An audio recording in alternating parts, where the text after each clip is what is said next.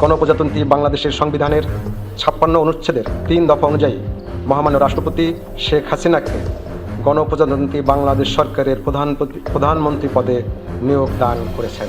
আমি আইন অনুযায়ী সরকারের প্রধানমন্ত্রী পদের কর্তব্য বিশ্বস্ততার সহিত পালন করিব। অবশেষে গোপনে দেশে ফিরে রাষ্ট্রপতি শাহাবুদ্দিন চুপ্পুর কাছ থেকে প্রধানমন্ত্রী পদের শপথ গ্রহণ করলেন প্রধানমন্ত্রী শেখ হাসিনা।